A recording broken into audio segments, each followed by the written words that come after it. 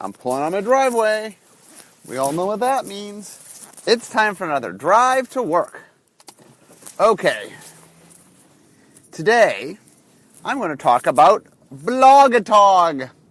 So for those who have no idea what I'm talking about, I have a blog that I do every day called Blogatog. It's on Tumblr. And today, I was going to talk about the origins and the evolution of my blog.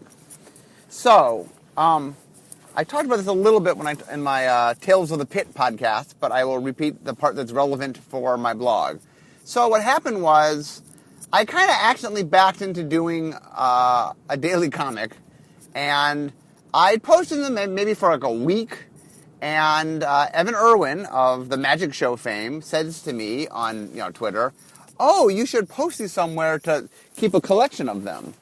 And he said, "Oh, Tumblr's really good for that. You should post them on Tumblr." And I'd never heard of Tumblr, or I had heard of it, but I wasn't super aware of it. And so he goes, "Oh yeah, you got to post it on Tumblr. Get a Tumblr account. It's free." So I get a Tumblr account. It's very easy to set up, and so I set one up. And originally I just called it Tales from the Pit because all I was planning to do was post comics. So what happens is, I post it, and then there's this little innocuous little box on it that says, "Would you like to answer questions from other people?" And I said, "Sure, why not?" Now I'll be honest, I had no idea when I said sure what the floodgates I was opening. I don't know. I thought, maybe every once in a while I get a question. I naively said yes. So what happens is I say, "Okay, you can ask me questions." So questions start rolling in. What had happened was I had done enough comics that a few people knew I was on Tumblr, and so I started getting some questions. So I started answering questions, and then apparently when you answer questions, when you're in the know and people ask you questions and you answer them, more people ask you questions, and it. Like early on, I would get 5-10 questions a day. Then I started getting like 20 questions a day. Then I started getting 30, then 40, then 50, then 100, and now I get hundreds. It depends on the day, but I usually get hundreds of questions a day. One of the things that I always say in my email is that I read every email, but I've given up on reading every question just because I can't keep up. I read as much as I can, and the way I do my blog is I always start from the top. So whenever I go to my blog, I go to the most recent and start working backwards. And the reason for that is, for a while, I was trying to, what I did was, I would read up to a certain point, and then when I came back, I would continue reading from where I was.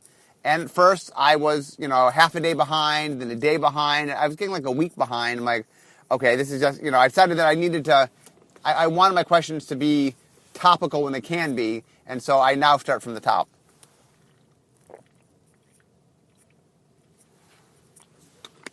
Okay, so let me answer some questions that people have about my blog. So what happened was, I pretty much do 4 things on my blog. Is that correct? Well, every week, every day, I post my Tales from the Pit, which is my comic. Every week, I post a link to my Making Magic article. Every week, I post a link to my 2 podcasts, Drive to Work podcast, and then I answer questions. So the questions are unique to Blogatog. So if you want to see me answer questions, the questions I answer on Blogatog don't go anywhere else. Every once in a while, someone will link to them, and if I learned how to link to them, maybe I'd link to them more often. But the other stuff, obviously, I have a bunch of different social media. I'm on Twitter, I'm on Tumblr, I'm on Google+. Soon, actually, by the time you hear this, I should also be on Instagram. I'm planning to start on Instagram, and I'm working ahead on the podcast. So hopefully, by the time you hear this, I'm also on Instagram, trying to stay with today's youth. Okay, so the way the questions. So my policy is that there's some things I cannot say. I'm not at freedom just to answer anything I want when it involves information that's not public. But I play fast and loose. I will say this. If you go back in my blog and look, go back a year or something, Go back far enough that I'm talking about things that, are... You will discover, if you go back and look, that I give a lot of hints. Now, it's buried against a lot of other stuff, so my hints aren't, I don't draw attention to them. But I do, if you go back and you look at me talking in the past, you will be surprised by how many things that later come up I make reference of. Now, to make sure that I don't give that away, I also talk about a lot of things that aren't coming up. So knowing what is future-bearing and what is not easy. But there are a lot of clues. While I'm not at liberty to just tell you things, I guess there's a couple things. I'm not at liberty to tell you information I'm not allowed to tell you, but I tease a lot of stuff. Although, like I said, a lot of the stuff I'm teasing, you might not know that I'm teasing it, but I am.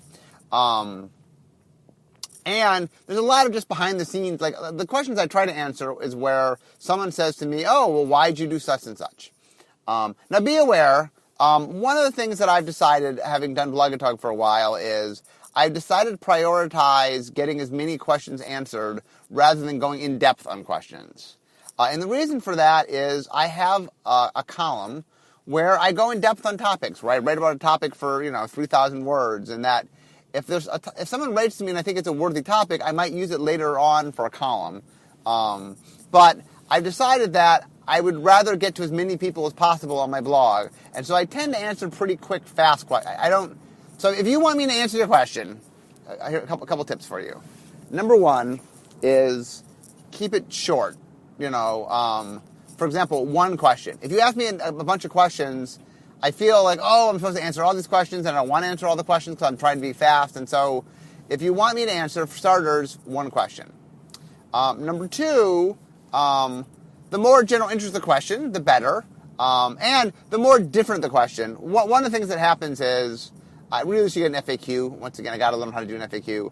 I get asked a lot of the same questions. And because I know I have a lot of readers and there's churn, I answer the questions that I've answered before.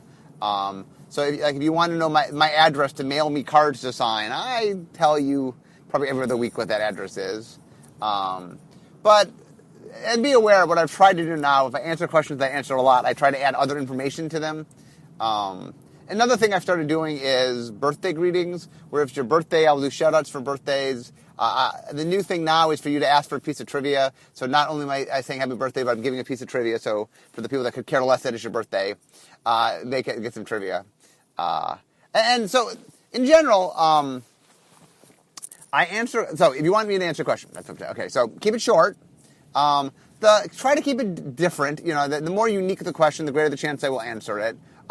Also, one of the things I've tried to do on my blog is I've tried to make it a little more fun. It's definitely not so serious. I make a lot of jokes. I mean, I answer some serious questions, but there's a lot of joke questions, and I mess around, and there's a decent amount of humorous answers that I give. And what tends to happen is that I tend to answer something, and then people are interested in my answer, and so every day there tends to be a different topic that just is the topic of the day. I mean, it's not planned, but what will happen is just something I talk about gets people interested, and so it generates a lot of questions, and so I answer questions about that, and it self-feeds. Once I have a topic where I'm answering questions about, a bunch of people then write in. And what that topic is can vary greatly.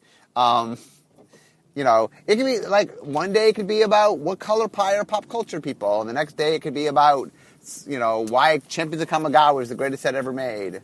That's another thing, by the way, if you hop on the blog. One of the things that I try to do is give straight and honest answers.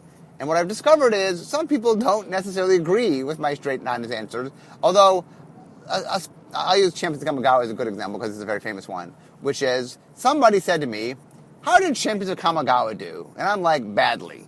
And they're like, well, what do you mean badly? I'm like, well, by every metric we had, it sold poorly, turn attendance was down, it didn't do well on Magic Online, it didn't do well on every metric, every real-world metric we look at. Like, it didn't do well, it just did not do well. And there's some people like, but I love Champions of Kamigawa. And I think part of it is because of the Commander format, it has a lot of attention because all the rare cards are mythic. I'm sorry, not mythic. All the rare cards are legendary, so that all the rare creatures are usable as generals. So there's a lot of generals used. I think a lot of people weren't around for the original Champions of Kamigawa, and they like the essence of Kamigawa without having to have played all of it. But anyway, I try to give the straight and honest truth. Did it do well? No. Are we going to do it again? Odds not. Why? Because it didn't do well. And that part of what I'm trying to do on the blog is give a straight and honest answer. I mean, like I said, one of my big beliefs, and this is something that I've obviously spent now 18 years doing, is I really believe in a dynamic in which there's an open communication between our public and ourselves. And I put a face on that, and I actively try really, really hard to interact with the public as much as I can. Like I said, I do a daily comic, I do the blog, I do a podcast, I do a column. I try to interface with the audience in as many ways as I can. And that the blog is nice because the blog is the most two-way communication.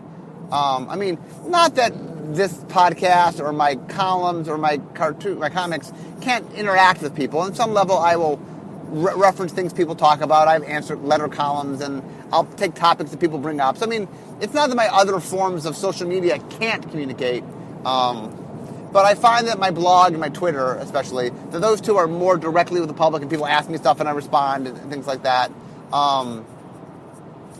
And I'm trying to give straightforward, honest answers. Now, I will be blunt with you that I am a spokesperson for the company. That does mean that I'm going to try to put our game in a positive light. A, because I very much believe in it, but B, I'm not around to trash our game. I love it, but B, that's not my role. But I will be honest. If I think we've done things wrong, I'll bring them up. If I think things weren't successful, I will bring them up. I do my State of the Design article every year where I try to be critical of the previous year and try to look honestly at what we did right and wrong. And so in my blog, I'm trying to give straight and honest answers. What I've determined, having done this for a while, is whenever you say something negative, somebody's unhappy because they liked it. And I understand that, and if you like Champions of Kamigawa, my goal is not to make you not like Champions of Kamigawa. I will tell you why I think it failed. I'm more than happy to sort of walk through what didn't work. And something people have to realize in Magic in general is we try to make Magic for as many different people as we can. But there are certain things that have proven not successful, and even though a minority might like them, if the majority dislikes them enough, it's hard for us to do. Now, certain things we can do in small numbers, for example, certain kinds of cards. Well, if lots of people hate card X, well, whatever, we can make card X, a lot of people can hate card X. But if a lot of people hate set concept X, that's harder. We need everybody to buy our sets. If we do a setting that the majority of people don't like, well, that's a problem. We can't have the majority of people not buying our sets. So, anyway, so what happens is on the website is I will answer questions, and then there's a nice dynamic that happens where people respond to my responses, and there's some give and take. And like I said, one of the things I'm big on transparency.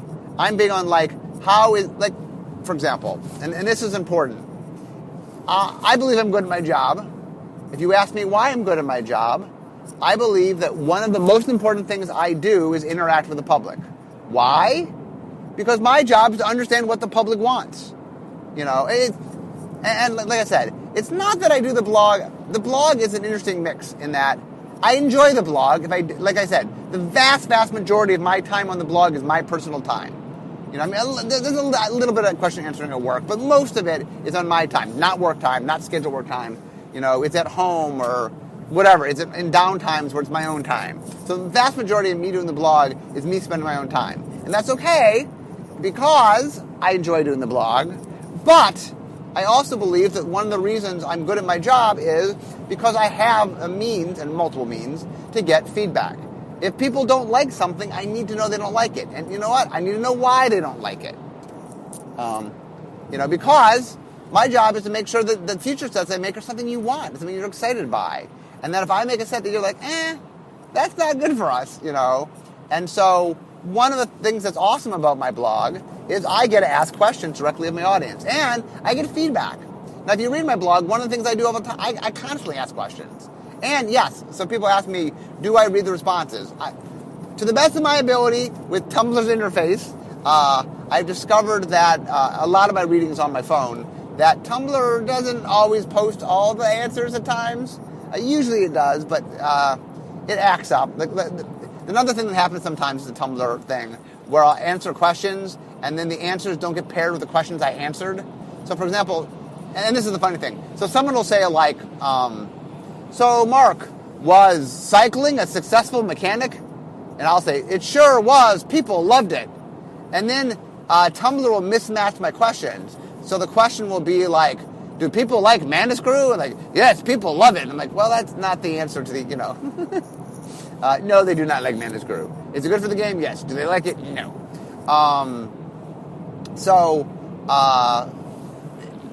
One of the dynamics that I care a lot about is I want to have this interface because I want to learn from the public. I want to know.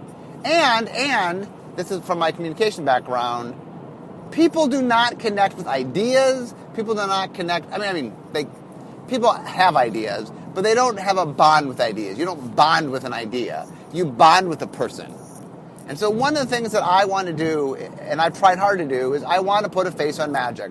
Because if magic's just people inside a black box doing some mysterious thing, that's not the same thing as just people you know that you have some faith and trust in working hard to do what they do. We're going to make mistakes, and we're not going to do everything perfect, and we're going to do things you dislike.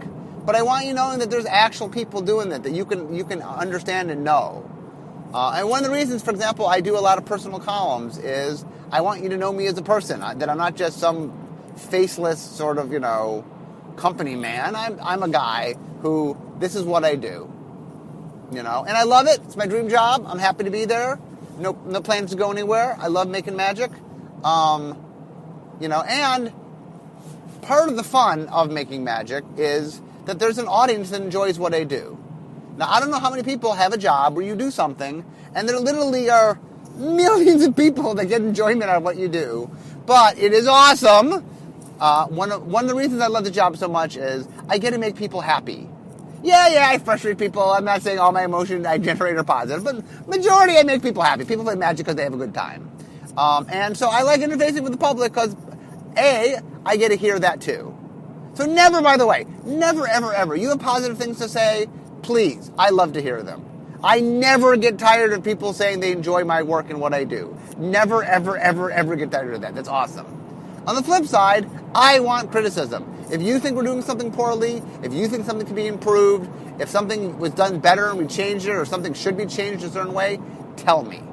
Now, you telling me doesn't mean it'll automatically change, because I'm taking the feedback of lots of different players, but if you have a good idea, and it only takes one person with one good idea, you get in my head, if I hear about it and it's a good idea, I can execute on it.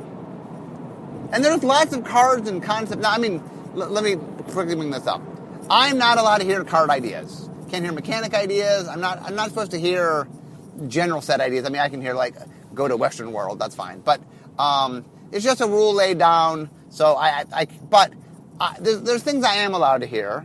If you want something to come back, that's fine to tell me. You loved something, bring it back. If you think something is awesome but in the wrong color, I think you should do a green version of blah. That is fine. If you like two existing things in Magic that you're like, could you just do these on the same card? That you can tell me. I can't hear brand new cards. I cannot hear brand new mechanics. But you saying, here's things you've done. Here are ways to tweak things you've done. Within reason, be careful. I can hear that kind of stuff. And, like I said, all it takes is one person to get a good idea in my head, and it's in my head. I've heard it. And also just feedback in general, which is, look, make your voice be heard. If you don't like something, let me know. And conversely, if you like something, let me know. The reason I will do things again is because I believe people like them. The reason I will stop doing things, I use I really mean we. Magic is made by a whole group of people. It's not like I single-handedly make magic by stretching the imagination. But anyway, the reason we will do things is because we think people like them, and we'll stop doing this because people don't like them. And how do we know that? Because of the interface. Now, the other thing that I have a lot of fun on is My background is in comedy writing, improv, stand-up. I mean, I've done a lot of comedy. So one of the things my blog is fun for me is I like goofing around. So I have a lot of fun answering questions and just having fun. A lot of my answers, I mean, I try to make sure you understand when I'm being tongue-in-cheek, and I have a little smiley face I use a lot. And I mean, it's not that I'm not serious on my blog. I am. I answer some very serious questions. I don't tend to answer ones that take too long. Like, sometimes people will send me questions, which are very interesting questions, but it's like, oh, it would take me 20 to 30 minutes to correctly answer this. And that, instead of doing that, I could answer 40 other people's questions, or whatever, 20 other people's questions. I would rather answer, a lot more people's questions. That's what I consider the blog to be, is an interface. It's not the place where I dig down deep. I have a podcast, a 30-minute podcast. I have an article where I write 3,000 plus words a week. I have places to dig down deep and talk about magic, and I do. And I feel like kind of what my blog is about is a little more surface. I mean, I will answer quick and easy to answer questions. It's not that I don't have deep questions that are just easy for me to answer. But a lot of the questions, like, people ask me all the time, were like really thought-provoking questions that I appreciate the thought-provokingness of them. But it's like, if, you were going to pick 5 cards in Magic, and those were the only 5 cards you could seal in an envelope, so 4,000 years from now, people could learn about Magic, but you had to communicate everything there was to know about Magic in those 5 cards, what would you pick? I'm like, hi, that's a complex question. Awesome question, but a complex question. And every once in a blue moon, I will answer a complex question. So here's another thing about the blog. I don't see every question. If you post a question, I might not see it. So I have no problem with you reposting questions. Now, there is a point that I don't answer your question, that maybe I'm not answering your question. So I'm not sure if repeating the same question forever, although I do have some people who are very adamant about posting the same question, and I appreciate their diligence. Those people know who they are. So feel free to repeat questions. Anything's fair game in the sense that you shouldn't censor your questions.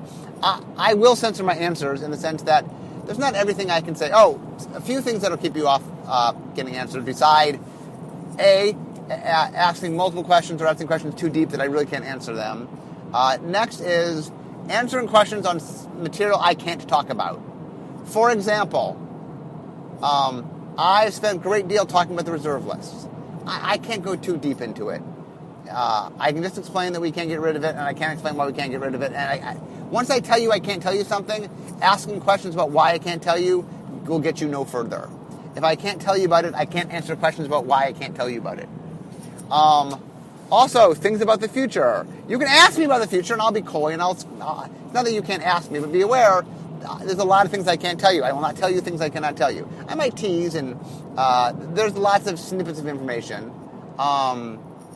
Also, if you swear, and this includes in your name of your, in the name of your account, I can't have swear words. I'm a family-friendly site, meaning that I assume that kids can read my site. I write as which if kids can read.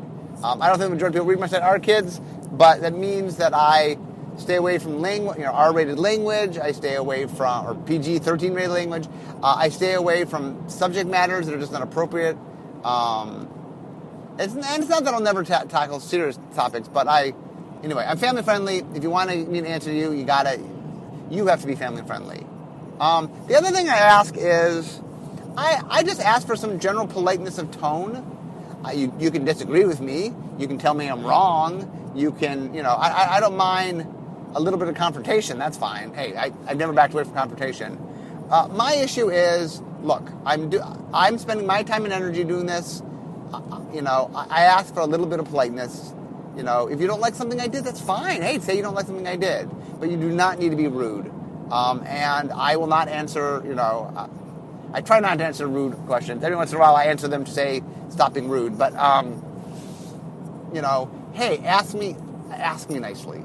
I'm more than willing to be critical. I'm more than willing to examine things that have not worked. It is not like I'm trying to put a rosy glow on everything. I will be straightforward with you. In fact, the funny thing is, here's the irony, I think, is that I think on some level I'm more rough than some people want me to be. that like, I will honestly say, oh yeah, that didn't work. We don't want to do that. And they're like, what? What? No. And that they, I think at times I'm a little rougher than some people want because I'll speak the truth about what if I think we're not doing something again, I'll tell you I think we're doing it again. That brings me up to the storm scale. This is a popular thing. So I have 5 minutes before I get to work. So let me walk over a few of the things that people, kind of an FAQ, if you will. So the storm scale was something I started when something said, what's the chance of you reprinting Storm? And by that, they didn't mean supplemental products. That actually turned out to be high. It was in Modern Masters. In a normal, expert expansion set, like a normal set like that would be available for standard, what's the chance of us bringing something back? And on a scale of 1 to 10, 1 is really likely to bring back, and 10 is no chance of bringing back. Storm was a 10. And I call it the storm scale. How likely is something to come back? And note, by the way, that I judge in a vacuum, meaning I know things. So when I sort of assume I don't know things and pretend as if I didn't know what would I think the chances would be. So it's possible I could say something is a little higher up, even though I know we in fact are bringing it back. But it's like, well, if I didn't know we were bringing it back, this is what I think this would be my guess. Anyway, the storm scale is something I use to sort of give people an idea of, what the chances are of something returning in a standard, viable set. I have a bunch of characters that answer things. Currently the big one is Marobot. Marobot talks in all uppercase letters because he's a robot. He answers. I have programmed Marobot to answer questions, so he'll answer questions. But you have to ask Marobot directly to get the answers. He's a robot, so he answers like a robot. I have an evil twin that every once in a blue moon answers questions. There's Maro from the future who, like from the year 2054, I think. Anyway, there's a old man Maro that comes back in time sometimes and answers questions. For a while I had Bizarro Maro, who was the Bizarro version of me, who was the exact opposite of me in every way, based on Bizarro, the imperfect clone of Superman. There's a Maro Magic 8-Ball that you can ask questions of that will give 8-ball style answers to things. So you can ask about the future from the Maro Magic 8-Ball, and it'll give you a cryptic answer. What else have I done? As you can tell, as I recap things. So a few things that people ask for that I do not have. Doug is the king of the hashtags. I do not hashtag. The reason is Tumblr does not let you hashtag directly in the thing. I think Doug goes more for quality than quantity. While I am trying to have good quality, I am also trying to have quantity. So I just don't. It's too hard for me to hashtag. I have answered, by the way, a lot of questions. I believe up to today I've answered over 25,000 questions. Yes, let me repeat that. On Blogatog, in the last 2 years, I've answered over 25,000 questions. I'm trying for volume. I'm really trying to interface and get as many people's questions answered as I can. I'm not kidding when I say I do that. I answer a lot of questions a day. If you do not want your Tumblr thing filled up, I'm pretty prolific.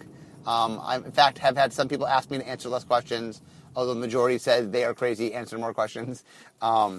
And by the way, you'll notice as you get on, the Blogatog community is very interesting. They're pretty supportive, although I have a few people that are hypercritical, but those exist. As long as they're not rude, I'm fine with it. But it is fun, and like I said, there's a lot of in-jokes. I've not labeled all of them. I just label a few of them. There are definitely things where I make reference to other things I do, so there are running jokes that go on. I definitely have posters that post a lot that you might could recognize from people posting. When I answer questions, by the way, I check the poster, make sure they're not swearing or something, but I don't. If you have a good question, I will answer it. If you're the same guy that answered another good question, I'll answer it as well.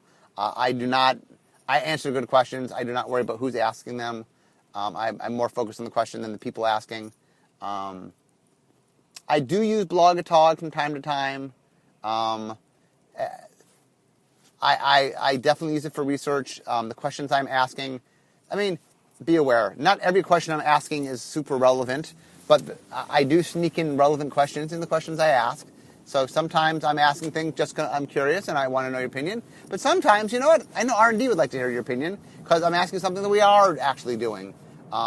So I ask a lot of questions, and not all of them are relevant to the future, but some of them are. So answer them. When I ask a question, I very well could be asking something that's going to directly impact Magic. So those questions are important. And yes, I do go back and read the answers, especially on questions. I try to read everything, by the way. I try to read all the answers. Tumblr doesn't always make it easy for me, but I do try. And because I read them in order, if you answer an old question a little later, sometimes I won't see that. I love the give and take. I love, having, for the people that the people on Blogger I refer to them as question marks. That is my name for my Blogger people. So if I say, hey, question marks, I have a question for you, I'm talking to you, the reader. If you want to ask me questions, I think the way I have it set up right now is you must be following me for 2 weeks before you can start asking questions. That is to keep sort of people that aren't serious. It's to keep people that aren't sort of Magic focused. The idea essentially, if you follow me, you can ask me questions, but I need just a little bit of time to make sure that you in fact are following me. It avoids there are some things that can happen from people who are just screwing around and mess with people, but it's not worth their time to follow someone for 2 weeks. So that guideline is on there. One day I'll get an FAQ. I don't know how to set it up, and I need time to make it. What other things? Other questions people always ask me. It is me. I answer the questions. If you've never been on Blogatog, you go to Tumblr. I think it's like Tumblr's #flag Mark Rosewater, I think. If you search for Mark, so what happened was, by the way, originally it was called Tales from the Pit because it was just going to be the comics for Tales from the Pit. It was going to be a repository, which, by the way, it's ended up being a horrible repository. You can see them, and if you read me on Tumblr, you'll see my comics, but it's become a bad repository because I have so much stuff in my thing now, you just can't go back that far. There's only so many pages that'll go back, so it's not a great repository for my comics. I'll have to find some other place for that at some point. But anyway, at some point I realized that it really was its own thing, and so I gave it a name. I call it Blogatog for my love of ATOGs. It's named sort of after a Togatog. So Blogatog, people always ask me how many columns have I ate, and my answer to that officially is no comment. But anyway, like I said, today is mostly sort of say that, look, I do this cool thing. I interact with the public. I'll repeat this one last time. In the last 2 years, I've answered 25,000 questions plus. I might even be up to 300,000 at this point. I answer a lot of questions. I answer daily. There are a few days where I'm busy and I don't answer, but most days I answer, and usually I answer a bunch of questions. If you want to ask, if you want to have the ear of Magic's head designer, I have a blog in which I answer lots of questions every day. No guarantee I'll answer your question. You might ask something that I can't answer, or for other reasons that I will not answer. Also, no, just because I don't answer doesn't mean it's not a good question. It doesn't mean I won't be willing to answer it. Sometimes I just don't see it. Or sometimes I'm in a rush, or sometimes another thing that happens a lot is we get into certain topics, and so sometimes I let certain things lie because we've been hitting them heavy. So you might ask a question that's just in a topic I'm laying low on. One of the things I try to do is ebb and flow the topics, so like it's not just the same thing every day. So sometimes I answer certain style questions and not answer other styles. So you might just be asking something that I'm laying low on for that day or that week. So keep asking, keep coming back. If you ask questions, I'll eventually answer your question. I answer a lot of questions. And like I said, if you've never listened to Blogatog, please give it a try. It is a lot of fun. And you get to see a lighter side of me. You get to see me screw around a lot, have some fun.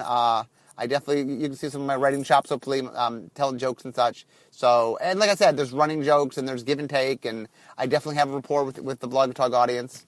The question marks and I go back and forth. So, if you've never tried it, check it out. If you do, thank you for listening. And a lot of people, when they tell me, it's very funny that a long time ago it used to be, I read your article every week, and the new one, people see me, is they go, I read Blogatog, or I listen to Drive to Work. So I'm glad that people are listening and reading and such. And anyway, I'm home. I'm sorry, at home. I'm at work. So as it is fun talking about Blogatog, but please go read Blogatog. But now, less talking and more making magic. Talk to you guys next week.